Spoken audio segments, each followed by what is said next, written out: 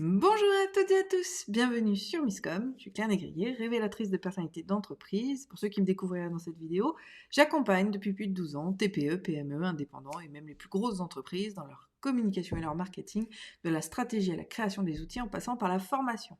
Cette semaine sur Misscom, on parle viralité. Oui, le saint graal des communicants que l'on peut espérer un jour avoir ou faire. Alors attention, bien évidemment, il ne s'agit pas de faire de bad buzz parce qu'en tant que petite entreprise, ça pourrait bien plus facilement nous couler que obtenir ce que les grands groupes arrivent à faire parce qu'ils ont une armée de communicants derrière.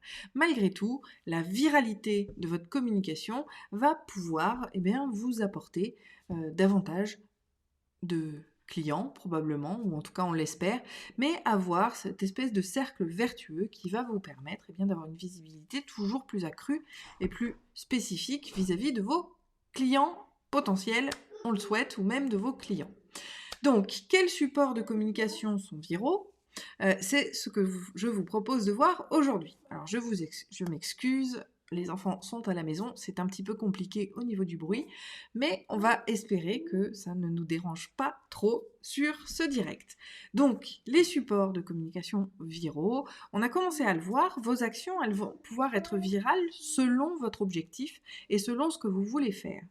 Par exemple, et c'est ce que je disais, une carte de visite, elle peut tout à fait être virale. Si elle est vraiment spécifique, si elle est très particulière, si elle répond à un besoin vraiment spécifique, je pense notamment par exemple aux mamans, d'accord Le monde des mamans, avec un certain nombre d'éléments que l'on recherche, des problématiques auxquelles on souhaite répondre, eh bien si on a quelqu'un un accompagnant, qui va nous permettre d'obtenir ces réponses-là, eh bien, entre mamans, on va se passer cette fameuse carte de visite. Par exemple, ça pourrait être dans un autre domaine d'activité, bien évidemment. Maintenant, je vous parle des idées qui me viennent par rapport au support que je vous donne.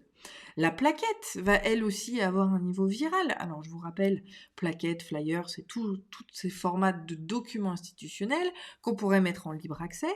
On va pouvoir travailler sur la viralité parce que, encore une fois, plus on va tomber juste, plus on va être précis, plus c'est la plaquette qui va être donnée de main en main. Un des exemples que j'adore dans la viralité, et que je donne régulièrement d'ailleurs, c'est celui de la presse quotidienne gratuite. Alors à Lyon, on a Métro, on en a quelques-uns, qui trouvent d'ailleurs les points de distribution au niveau des transports en commun. C'est un support extrêmement viral parce que comme il est gratuit, déjà beaucoup de monde le prend, et puis surtout, on le laisse. Alors pour le coup, c'est pas forcément, on le jette pas par terre bien sûr, mais on va le laisser sur le siège du transport en commun dans lequel on a été pour intéresser peut-être le suivant. Et ça a été un des premiers supports physiques, viral, qu'on a pu avoir il y a une quinzaine d'années maintenant, même presque 20 ans, par rapport à cette viralité du papier. Et c'est vraiment un exemple que je vous invite à suivre et à faire suivre. Vous pourriez avoir, toujours dans ce même esprit de journal, la viralité d'un journal que vous mettriez en place. Alors pour le coup, papier, ça coûterait très cher, mais ne serait-ce que même digital, d'accord, le fait de dire aux gens, partagez le journal à qui de droit ou à qui pourrait être intéressé, va développer cette fameuse viralité.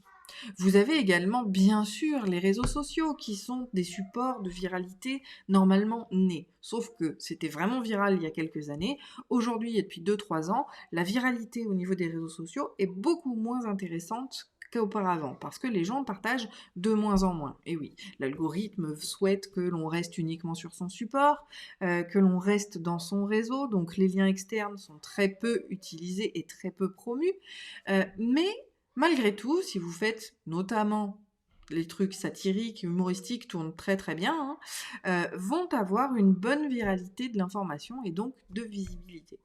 Alors la viralité ne signifie pas forcément quelque chose de très pointilleux. Même si, on l'a vu par rapport aux plaquettes qui pourraient être virales, les flyers aussi, d'accord ? L'idée c'est que ça va passer de main en main en fonction du besoin, mais ces supports-là vont rester quand même très traditionnels avec une information institutionnelle, on va dire propre. Sur les réseaux sociaux, on est plus sur le satirique, on est plus sur l'humoristique, on est plus sur des éléments qui vont être, eux, très particuliers pour diffuser de la viralité. Autre support qui peut avoir une grande viralité selon comment vous l'amenez et comment vous le présentez.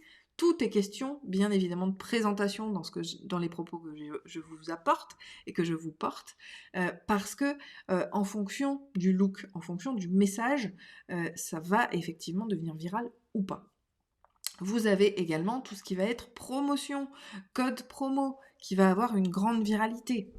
Un autre outil que je déteste, et j'en ai fait un article incendiaire sur le sujet, c'est la viralité des concours, qui mettent en fait, la viralité, c'est juste que le client devient l'outil commercial de son prestataire. Ceux qui disent partagez et participez à mon défi Tartampion, ça c'est beaucoup vu aussi dans le développement personnel, où eh bien, le but c'est que pour gagner quelque chose, on va demander aux gens de partager davantage. Et ça, c'est des fausses viralités auxquelles moi, personnellement, je n'adhère pas, mais qui peuvent quand même vous apporter un certain nombre de choses. Le partager pour remporter telle chose, le taguer vos potes si vous avez telle chose.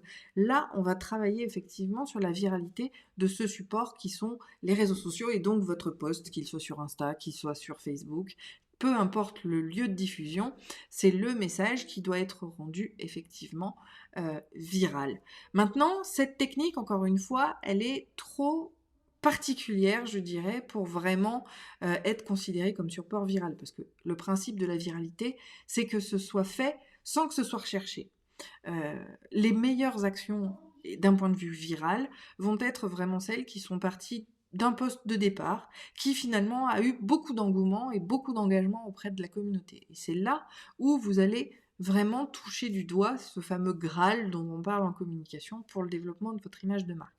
Maintenant, de la même manière, et je reviens un petit peu sur le point stratégique, la viralité de l'information, elle va se faire sur du ponctuel. C'est pas toute votre communication qui doit être et qui peut être virale. Vous allez avoir une action, peut-être 2 actions qui vont vraiment être poussées par rapport à tout cela. Moi, je me souviens d'une fois, j'avais décidé, au tout début du Covid, fin 2019, début 2020, où j'ai lancé quelques actions, juste comme ça pour mes amis, et qui a atteint justement une grande popularité, alors que c'était juste une action inspirée qui proposait de se retrouver pour essayer de se serrer les coudes par rapport à la période où tout était fermé, où tout était confiné, etc. Mais voilà, la viralité en tant que telle, vous pourrez l'avoir seulement sur certaines choses, et bien souvent c'est que sur des actions inspirées. C'est des choses qu'on partage sans véritablement avoir d'arrière-pensée, de gain, que ce soit en termes de communication ou en termes commercial. Mais malgré tout, les supports de communication les plus viraux, ça va être ceux qui sont susceptibles de passer de main en main ou d'œil en œil. Donc carte de visite, petite plaquettes de présentation. Si on a les grosses plaquettes A4, ça se donne pas, hein. C'est vraiment des petits formats. Tout ce qui va être petit format va être effectivement plus facilement partageable.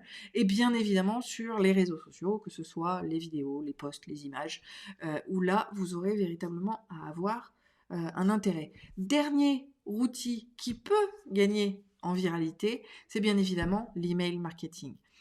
Celui-ci, ça fait 2 ans que j'essaie de le dompter moi-même, parce que je pense qu'il a un fort potentiel, surtout depuis qu'on est tous dans nos chaumières, mais la viralité de l'email peut avoir aussi grand intérêt. Invitez toujours les gens à partager, mais ça, on verra un petit peu le comment rendre viral sa communication, ça, on le verra un peu plus jeudi. Malgré tout, le mail reste aussi un très bon support de viralité que vous pouvez sélectionner. Mais toujours, bien évidemment, dans le cadre stratégique, objectif, cible, message et sélection du support en dernier. Si l'email ou les réseaux sociaux ou la plaquette ou la carte de visite sont un outil effectivement sélectionné, alors oui, vous aurez peut-être la chance d'avoir un travail de viralité. Si vous avez des questions, n'hésitez pas à les poser en commentaire. Je sais, cette vidéo était très courte, mais avec des enfants qui sont dans le coin, c'est très compliqué pour moi de pouvoir rester là-dessus. Je vous souhaite une très bonne journée, un très bon appétit. On se retrouve jeudi pour la suite. D'ici là, portez-vous bien. Bye.